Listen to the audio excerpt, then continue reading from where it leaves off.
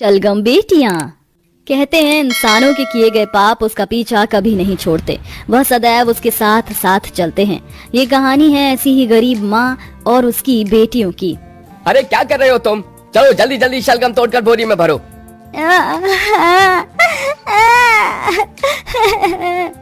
सभी गरीब किसान जमींदार के शलगम के खेतों में काम कर रहे थे, तो वहीं गरीब सुधा की बेटी खेत के एक ओर तपती धूप में दूध के लिए बिलखे जा रही थी। तो वहीं सुधा का मन भी अपनी बेटी को सीने से सटाने के लिए मचले जा रहा था, जिसे देखकर करुणा ने कहा, सुधा देख तेरी बेटी को भूख लगी है। पर मैं क्या करूं दीदी, मैं तो अपनी बच्ची को दूध भी नहीं पिला सकती। आप तो जानती हैं जमींदार कैसा निर्दयी है। कहते हुए सुधा की आंखें डबडबा गईं, तो वहीं करुणा की आंखों के आगे उसकी तीनों बेटियों पूजा, अंजू और गौरी आ गईं। कोई बात नहीं, तू जाकर अपनी बेटी को दूध पिला ले, मैं तेरे हिस्से के शलगम तोड़कर बोरी में भर दूंगी। सुधा जाकर अपनी बेटी को दूध पिलाने लगी, तभी जमींदार भड़का हुआ करुणा के पास आया। अरे ओ करुणा, तू अपना काम छोड़कर यहाँ इस सुधा की शलगम की बोरी क्यों भर रही है? वो क्या ओल पर मिट्टी चढ़ने आई है? मेरे खेत में ज्यादा एक दूसरे के लिए दया माया दिखाई ना तो दोनों को खेत से बाहर निकाल दूंगा। खेत से निकाले जाने के डर से करुणा चिंता में आ गई, क्योंकि हाल फिलहाल शलगम के खेत में काम करके ही गरीबी में उसके घर का गुजारा चलता था। दिन भर गधों की तरह खेतों में खटकर थोड़े दाल चावल लिए करुणा झोपड़ी में लौटी, जहाँ उसकी तीनों बेटी भूखी बैठी और सुरेश बिछौने पर पड़ा था, जो कि एक पैरों से अपाहिज था। माँ जल्दी से खाना बना दो, भूख लगी है। अरे गुड़िया बस अभी बनाती हूँ। बड़ी कठिनाई से करुणा मिट्टी के चूल्हे पर दाल भात और शलगम की सब्जी बना देती है। तभी पूजा ने कहा, आज मुझे अपने हाथों से खाना खिलाओ ना। अच्छा ठीक है, ये लो। तभी गौरी ने मुंह फुलाकर कहा, माँ तो बस पूजा को प्यार करती है, मुझे और अंजू दीदी को नहीं। हमें तो कभी अपने हाथों से नहीं खिलाती। दोनों को रूठा देखकर करुणा उन्हें मनाते हुए बोली, मेरी बेटियों को तो शलगम की सब्जी बहुत पसंद है ना, ये निवाला कौन खाएगा? ये तो मेरी मंजली बेटी खाएगी। तभी गौरी ने झट से खा लिया। अंजू ने पूछा, माँ आप हम तीनों में से ज्यादा प्यार किसे करती हो? करुणा ने तीनों को गले लगाकर डबडबाई आंखों से कहा, तुम तीनों से बराबर प्यार करती हूँ। करुणा की अपनी बेटियों में जान बसती थी, मगर वह बहुत ही सीधी साधी थी। तो वहीं उसकी तीनों बेटियां पढ़ने लिखने में होशियार। वह अपनी माँ के दुखों को समझती थी, इसीलिए स्कूल के बाद वो भी शलगम के खेत में काम करने लगी। पर तीनों ने जब देखा कि जमींदार करुणा को थोड़े पैसे देता है, ये ले करुणा तेरी आज की दिहाड़ी। जमींदार जी हमारी माँ आपके शलगम के खेत में सबसे ज्यादा काम करती है, आप बस उन्हें ये 100 रुपए दिखा रहे हैं, ये तो गलत बात है। हाँ, जबकि हमारी माँ की बदौलत ही इनका शलगम का खेत चल रहा है। ये सुनकर जमींदार तीनों पर बौखला गया। बित्ते भर की छोकरियां, एक तो मैंने तुम्हारी गरीब माँ को काम दिया था, चलो निकलो मेरे खेत से। करुणा तो इन्हें लगाम लगा। माफ कर दीजिए मालिक, ये तो नादान है। माँ तुम्हें इनके आगे हाथ जोड़ने की कोई जरूरत नहीं है, ये कोई अन्नदाता नहीं, चलो। कहते हैं ना, गरीबी अक्सर बचपन में ही इंसान को समझदार बना देती है। अगले दिन तीनों करुणा को अपने बंजर खेत में ले आई और अपने नन्हे कंधों पर हल रख कर खेत जोतने लगी। मेरी बच्चियों, ये बंजर खेत तुमसे तो क्या किसी से भी ना जुतेगा। माँ इस दुनिया में बिना मेहनत के कुछ नहीं होता। हम खेत जोत कर अपने खेत में शलगम की खेती करेंगे, क्योंकि इस खेत की मिट्टी एकदम भुरभुरी है, इस पर शलगम की बहुत अच्छी खेती होगी। करुणा और उसकी बेटियां कड़ी मेहनत करके खेत जोतने लगी और शलगम बो दिया।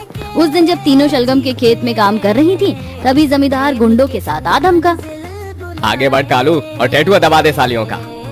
ये तो बच्चियां हैं मालिक, इनको मारना तो मेरे बाएं हाथ का खेल है। नहीं, हमें मत मारो। माँ। तीनों ने जान की भीख मांगी, पर जमींदार के एक इशारे पर कालू ने तीनों को मार डाला। इनकी लाशों का क्या करना है मालिक? तीनों को इन्हीं के शलगम के खेत में गाड़ दो, ताकि वो करुणा को इनकी लाश भी नसीब ना हो। अपनी बेटियों के मारे जाने के बाद उस गरीब माँ का मन चित्कार करने लगा।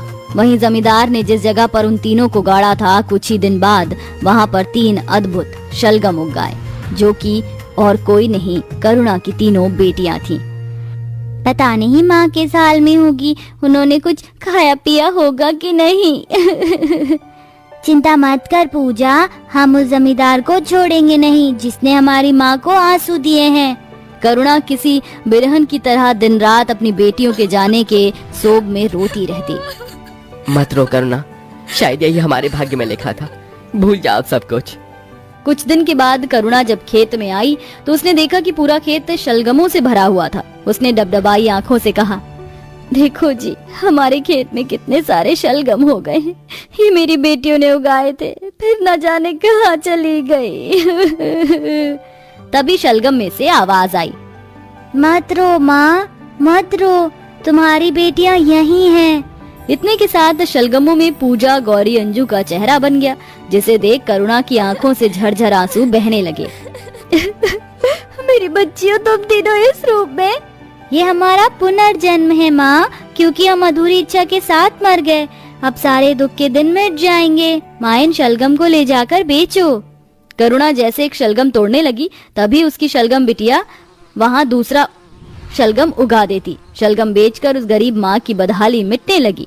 वहीं वो अपनी शलगम बेटियों को अपने हाथ से खिलाती और अपनी ममता उन पर वारती। इसी तरह से दिन बीतने लगा। करुणा के खेत के शलगम लोगों को इतने भाते कि उन्होंने जमींदार से व्यापार बंद कर दिया, जिसे जमींदार ने जल भुनकर कहा, इस 2 कौड़ी की गरीब ने मेरा धंधा चौपट कर रखा है। इसे भी इसकी बेटियों के पास पहुंचना होगा। ईर्ष्या में आकर जमींदार ने उस रात गरीब करुणा की झोपड़ी जला दी। बेटियां भी गईं और उनकी गरीब माँ भी। अब इनके शलगम के खेत पर मैं अपना कब्जा कर लूंगा। पर करुणा और सुरेश छिपकर सारा नजारा देख रहे थे। अगले दिन जमींदार जब खेत पर आया तो करुणा और सुरेश को जिंदा देखकर चौंक गया। तुम दोनों जिंदा हो? तुम्हें तो मैंने मार डालना चाहा था, जैसे मेरी बेटियों को मारकर इस खेत में गाड़ दिया। तो तुझे सब पता चल गया। कोई बात नहीं, आज मैं तुम दोनों को मारकर इसी खेत में गाड़ दूंगा। ये सुनते ही गरीब करुणा की तीनों शलगम बेटियां एकदम विशाल हो जाती हैं, जिसे देखकर वह थर थर कांपने लगा। ये क्या भला है, इतना बड़ा शलगम, और इसमें तो करुणा की तीनों बेटियों की शक्ल दिख रही है। कहीं ये कोई जादू टोना तो नहीं जानती? तभी अंजू उसे एक हाथ पर उठा लेती है। तो जैसे कपटी और पापी जमींदार को जीने का कोई हक नहीं। तुम इस धरती के बोझ हो, बोझ जो गरीबों को सताते हैं। छोड़ दे, छोड़ दे। अंजू जमींदार को ऊंचाई से जमीन पर पटक देती है। तभी खेत का वो हिस्सा धंसने लगता है। अरे बचाओ कोई मुझे, अरे अरे अरे मत मारो। हमने भी तो तुझसे ऐसे ही अपनी जान की भीख मांगी थी। तूने हमारी जान बख्शी थी नहीं ना? अब तू भी मर। देखते ही देखते जमींदार मिट्टी में दफन हो जाता है। माँ, हमारे साथ यहीं तक था। अब तुम्हारी शलगम बेटियों को जाना होगा। नहीं मेरी बच्चियों, अपनी माँ को छोड़कर मत जाओ। तुम्हारे बिना मैं कैसे रहूंगी? माँ, हमारे जाने के बाद भी ये शलगम का खेत ऐसे ही फलवांत रहेगा। अपना ख्याल रखना। ये कहकर उस गरीब माँ की तीनों शलगम बेटियां खेत से गायब हो गईं। पर करुणा के खेत में साल भर भी शलगम उगा करते, जिससे वह बहुत धनी हो जाती है और असहाय लोगों की मदद भी किया करती।